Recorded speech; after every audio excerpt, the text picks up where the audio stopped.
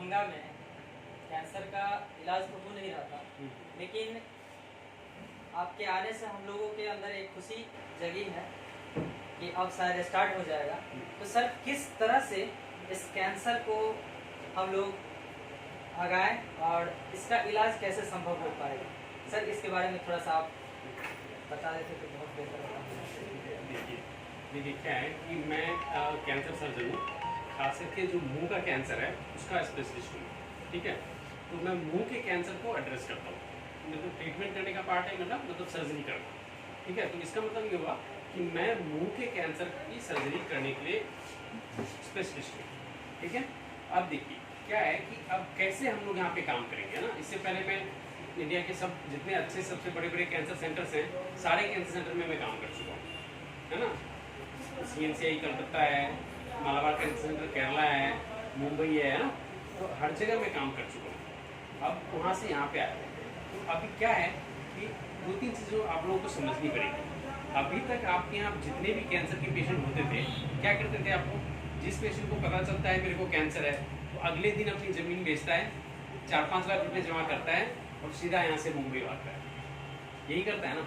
और या फिर कुछ लोग पटना जाते हैं, कुछ लोग बनारस जाते हैं ना। अब देखिए मैं आपको बताता हूँ सच्चाई क्या है। अगर आप यहाँ से किसी भी बड़े शहर में जाएंगे, टाटा मुंबई में भी जाएंगे, वहाँ पे क्या होगा, वहाँ आप पूरी भारत से पूरा पेशेंट आता है, इवन विदेशों से पेशेंट आता है। एक एक पेशेंट को वहाँ 6-6 महीने की वेटिंग मिलती है, 5-5 महीने की वेटिंग मिलती है। और आप यहाँ से जाना आना, और अकेले पेशेंट तो जाएगा ही नहीं, घर का 1-2 मेंबर और चाहिए उसकी सेवा शुश्रूषा के लिए।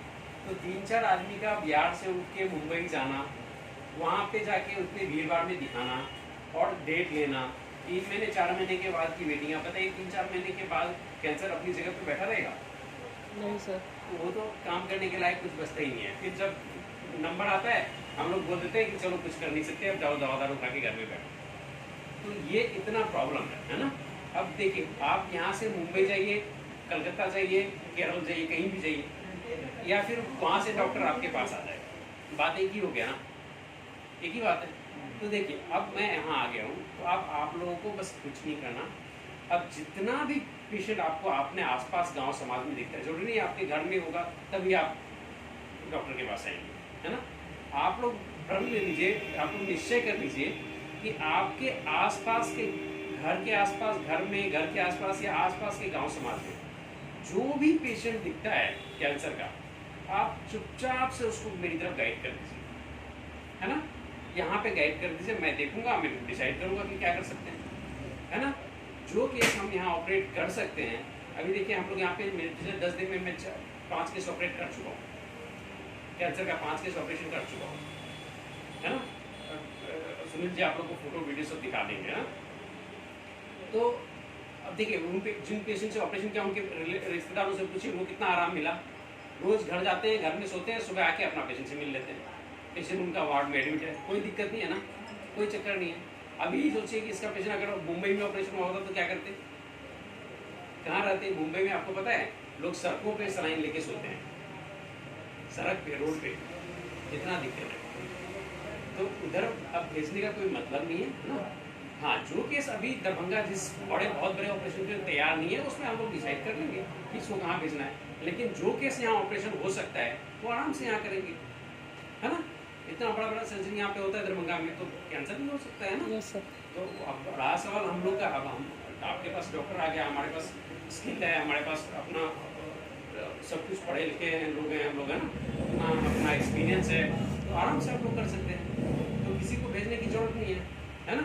और रहा सवाल पैसे का, आप सोचिए आपका वही पेशेंट जो यहाँ से मुंबई जाके ऑपरेशन करा रहा है, उसको उसमें ज़्यादा खर्चा आएगा कि दरभंगा में बैठे बैठे ऑपरेशन कर लेगा तो ज़्यादा खर्चा आएगा? मुंबई जाके कराने में सिंपल बात है, सोचने की बात है। लोग एक बार सोच लेते हैं कि यार टाटा मुंबई तो, मतलब टाटा मुंबई सबसे बड़ा अच्छा हॉस्पिटल है, कोई डाउट नहीं है ना, हम लोग भी वहाँ रहे हैं, कोई डाउट नहीं है इसका। लेकिन आप सोचिए कि वहाँ पे अगर फ्री में भी है ना, तब भी 30-40 हज़ार रुपये तो खर्चा होगा ही, और आना जाना रहना उसका खर्चा कहाँ है? 1-1.25 लाख तो ऐसे भी खर्च हो गया, और उसके बाद हर महीने आपको वहाँ पे दिखाने जाना है, कैंसर का पेशेंट ऐसे नहीं ऑपरेशन हो गया आप ठीक हो गए, आपको हर महीने आपको अपने डॉक्टर से मिलना है, समझ गए? Yes sir. सर तो अभी आप माँ गौरी नर्सिंग होम में टाइम दे रहे हैं, तो सप्ताह में पेशेंट को कितना दिन आपका टाइम मिलेगा सर? हाँ देखिए, अभी मैं यहाँ पे ओपीडी दे रहा हूँ माँ गौरी नर्सिंग होम में, मैं बैठूंगा और मैं सोमवार से शुक्रवार रोज शाम में 5 से 6, 6 से 7 बैठूंगा, ठीक है?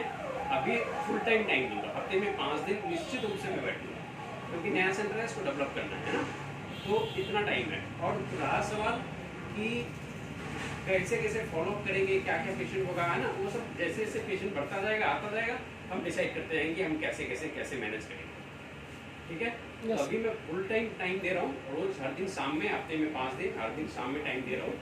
और अपना आइए, जब पेशेंट कभी भी आ सकता है, आइए मेरे को मेरे से टाइम ले लीजिए। अगर पेशेंट नॉर्मल है तो शाम में मैं आके देख लूँगा, अगर इमरजेंसी है तो मेरे को कॉल कीजिए, मैं तो बता के देख लूँगा, है ना?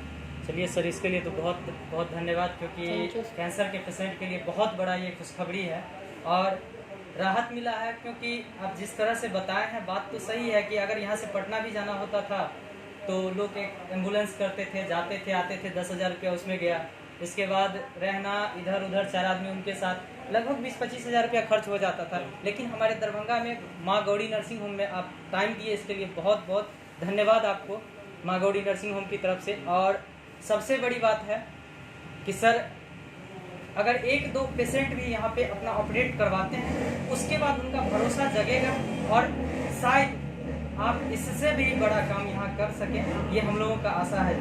देखिए, तो एक्चुअली मेरे को आप लोगों के लिए आभार होना चाहिए, है ना? मैं आप लोगों के लिए आभारी हूँ, क्योंकि आप लोग इतना एफर्ट ले रहे हैं, बोल रहे हैं, छोटे छोटे लेवल पे स्टार्ट कर रहे हैं, ऐसे ही हम लोग को चाहिए, है ना? बहुत बड़ा बड़ा हॉस्पिटल अचानक से है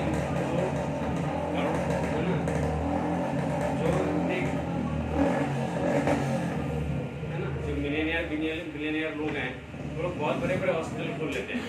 तो उसमें क्या है, ठीक है, खोल लिया तो किसी न किसी को फायदा मिलता ही है, लेकिन जो नीचे दबके के लोग हैं उनको तो नहीं मिलता ना।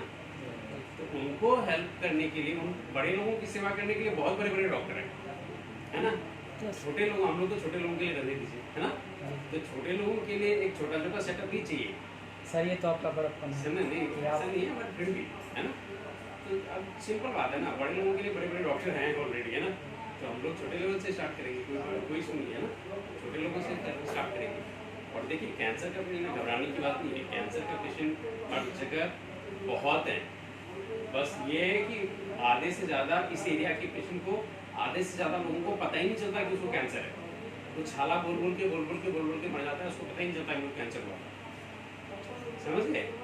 तो आप लोग थोड़ा सा मेरे से मिलते रहिए, थोड़ा जानकारी होता रहेगा, हम लोग बीच बीच में क्लास वगैरह करते रहेंगे, कैंपेन वगैरह करते रहेंगे, अवेयरनेस प्रोग्राम वगैरह करते रहेंगे ना। आप लोग आइए, बैठते रहिए, आप लोग को धीरे धीरे पता चलता रहेगा कि कैंसर कैसे डायग्नोज करते हैं, कैंसर कैसे डाउट करते हैं, बहुत सारा स्कीम है करने का। मैं बताऊँगा कि कैसे आप खेत में गए हैं, किसी खेत में गए हैं, वहाँ किसी मजदूर के मुँह पे आपको डाउट हो गया कि इसके मुँह में छाला है, कैंसर हो सकता है कि नहीं, तो आप खेत में बैठ के भी कंफर्म कर सकते हैं। मैं बताऊंगा आपको तरीका कैसे होता है। आप वो मजदूर 1 दिन 2 दिन का दिहाड़ी छोड़ के मेरे पास आएगा दिखाने, तब भी तो उसको घाटा है ना। Yes sir. और सिर्फ दिखाने के लिए आएगा, कोई इलाज के लिए आए तो एक बात है। देखिए, उसका भी तरीका क्या है, हम में से किसी न किसी के पास तो मोबाइल फोन है ना, है? Yes sir. स्मार्टफोन आजकल सबके पास है। क्या कुछ नहीं करना आपको, आपके किसी के भी मुंह में डाउट है, इसको कैंसर है, तुरंत फोटो लीजिए और मेरे को भेज दीजिए, बस हम देख के बता देंगे कि डाउटफुल चीज़ है कि नहीं है। आपको इसके वो मेरे पास आना है कि नहीं आना है। नहीं आना है तो अपना खेत में काम करता रहेगा, अगर आना है तो 1 दिन का छुट्टी लेगा और मेरे पास आ जाएगा, समझ गए? तो ये सब बहुत तरीके होते हैं करने के, है ना? तो कोई ये नहीं है, बस आप लोग तैयार हो जाइए थोड़ा सा। मैं तैयार होकर आया हूँ आपके पास, आप लोग भी थोड़ा तैयार हो जाइए, है ना? सब हो जाएगा। चलिए, थैंक यू सर इसके लिए, और बहुत बहुत धन्यवाद कि आप इतना बड़ा हम लोगों को जानकारी दिए, और इस मुहिम को हम लोग कंटिन्यू आगे चलाते रहेंगे सर, हम आपसे वादा करते हैं इस बात का। Thank you sir. Thank you.